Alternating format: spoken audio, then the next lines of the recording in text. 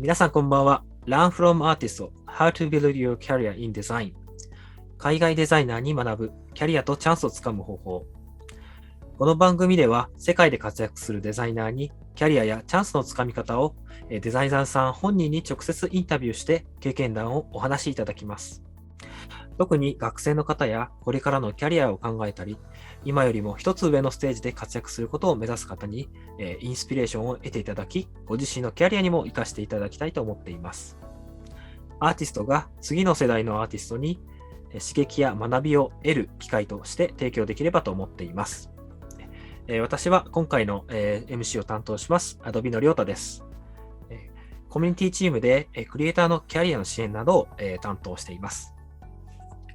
今回のこの企画も日本とグローバルチームで進めていまして、Adobe のInternational Strategy Product Principal GPM で海外アーティストのコーディネーションや当日のインタビューの内容や英語のサポートを担当してくださっている石岡由紀さん。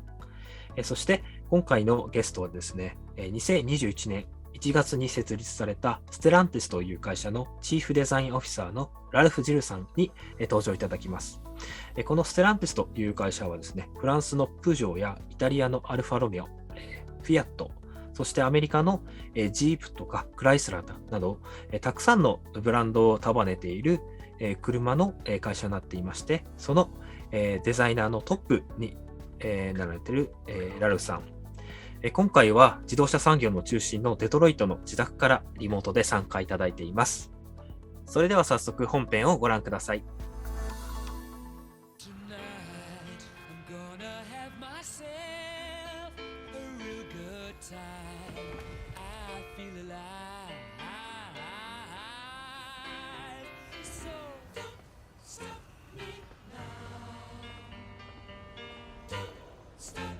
Cause I'm having a good time, having a good time. Shooting star leaping through the sky like a tiger, defying the laws of gravity. I'm a racing car passing by like Lady Godiva. I'm gonna go, go, go. There's no stopping me. I'm burning through the sky, yeah. 200 degrees, that's why they call me Mr. Fahrenheit. I'm traveling at the speed of light.Supersonic man out of you. Don't stop me now. I'm having such a good time. I'm having a ball. Okay.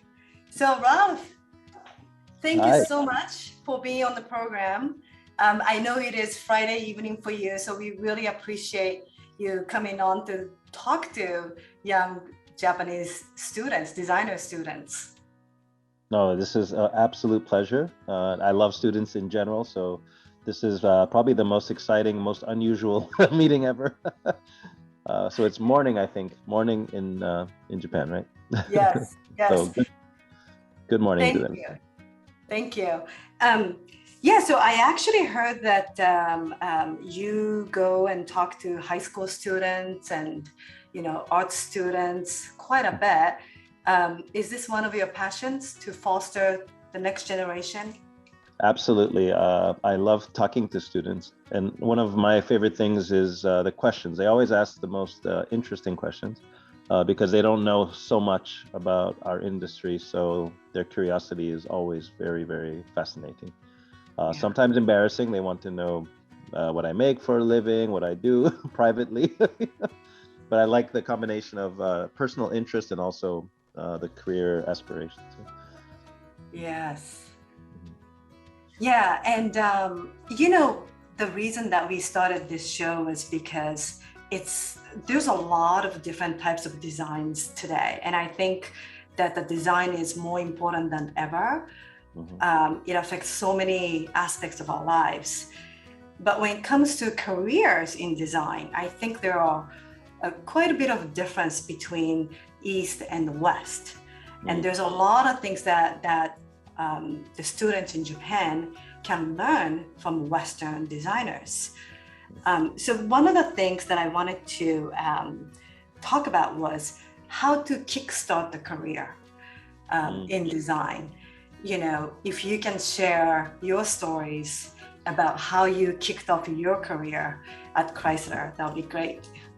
Wow, it was so first of all, designers are a very small group of people. Very few in the world have this ability, and I believe most designers are born designers.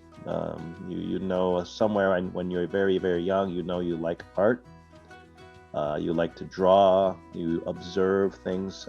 If you have that instinct where you look at something and you always try to deconstruct it, to understand it more deeply, why it makes you have an emotional response. That's probably the most important part about being a designer, is to understand human emotion. And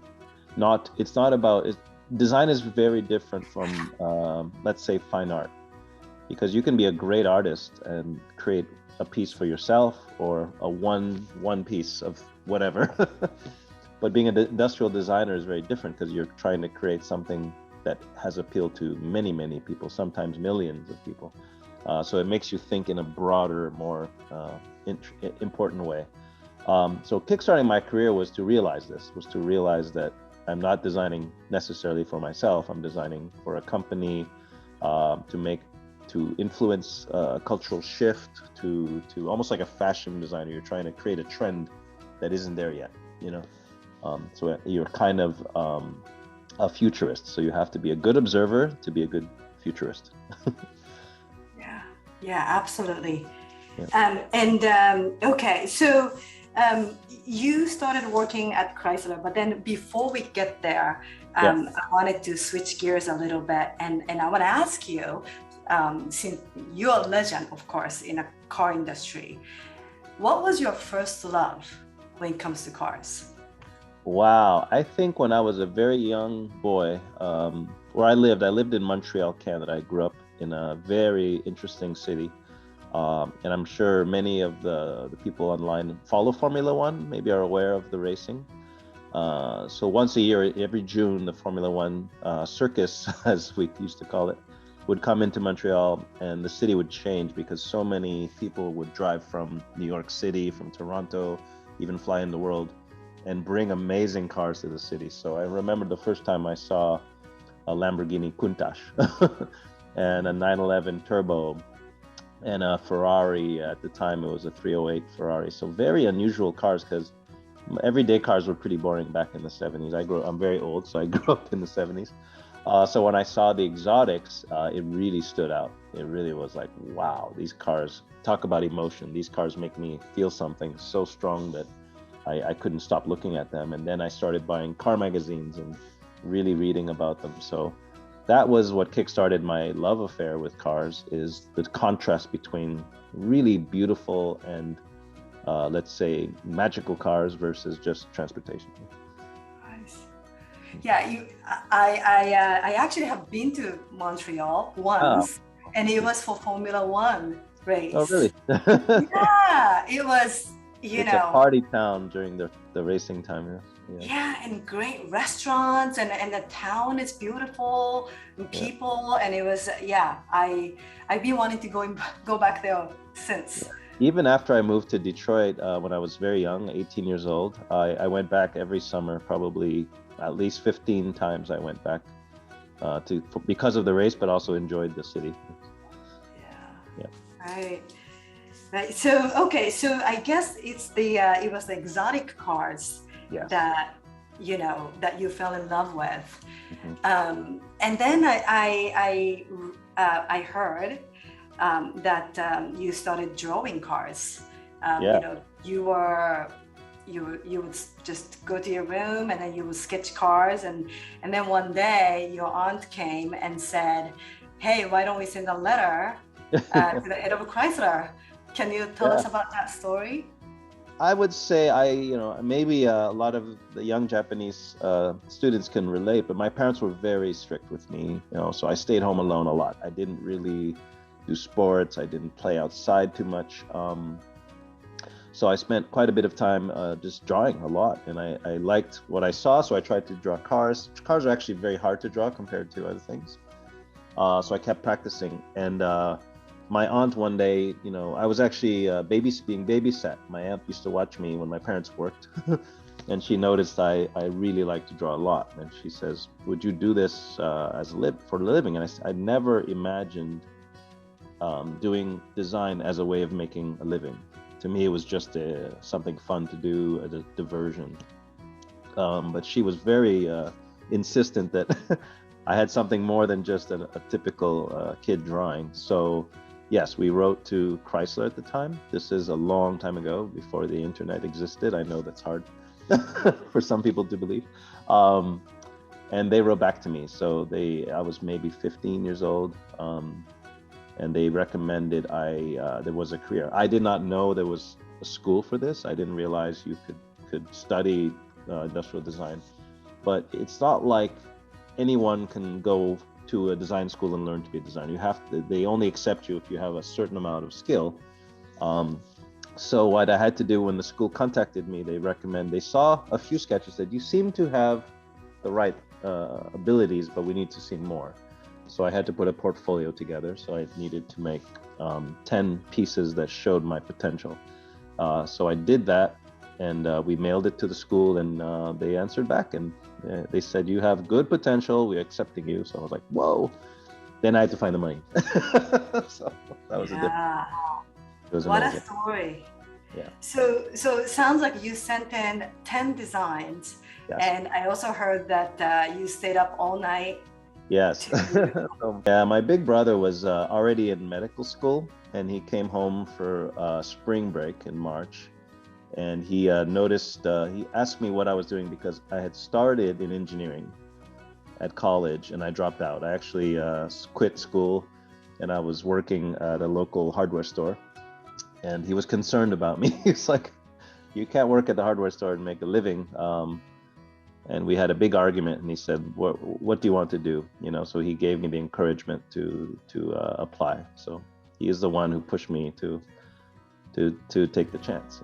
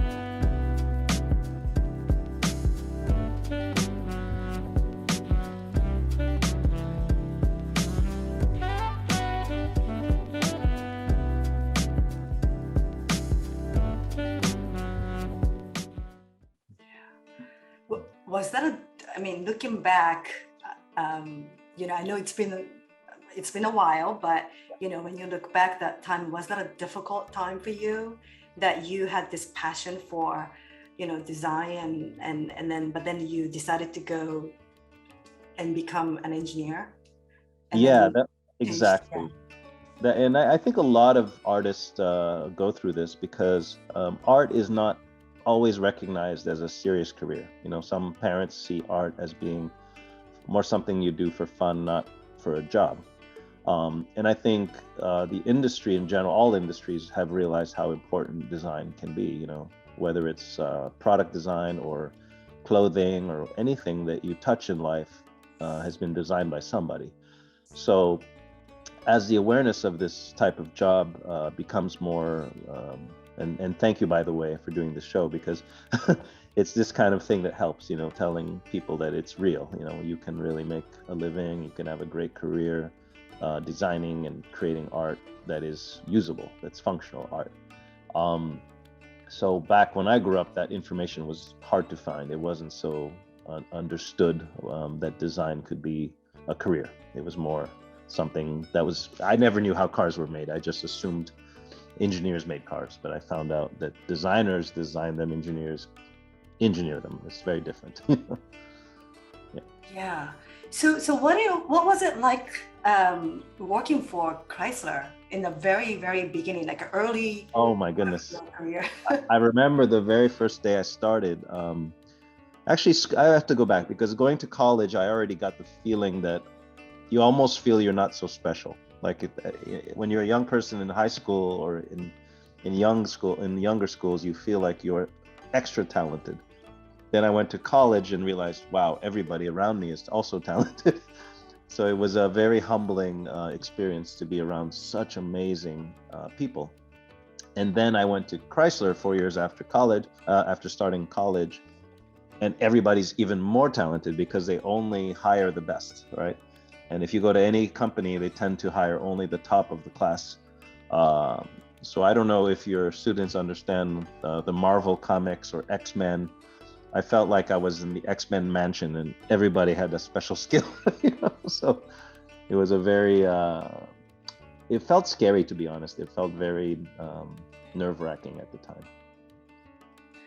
But then somehow you became a manager, and I don't know if it was that time, but I also heard that, you then asked the question, what can I do to be the head of design? Yes, yeah. And I found very early that I loved people. I really like people to this day. I love putting teams together. I like working in a team, and being an industrial designer, you have to be very comfortable in a team because nothing is done by one person. So that's I learned that very quickly, that how to build teams, how to make everybody comfortable around you. And I noticed that's really what managing is. I mean, everyone is a pretty good designer, but leading people is a different part of your brain. So I really enjoyed that, and I asked my mentor, which was the president of design at the time, Tom Gale, what can I do? And he said, well, you could take business classes, you could do some things. So I started to add to my education as well. I see. So today, I also heard that you get a lot of designs from young students. Yes. And what is your response to them? Or what do you do with all those applications with portfolios?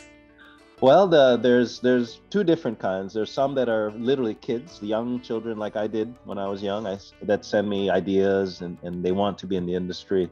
So of course we send back to them the information they need, what schools to consider, and sometimes they're from all over the world. So it's not always just it's America, it's actually all over the world. But then once you're inside looking for potential new designers, sometimes they send stuff to us because they don't know how, but we actually travel to the schools as well. Most colleges organize very, very good what they call industry days, where they allow the companies to come. It's almost like going to a shopping mall, but for designers.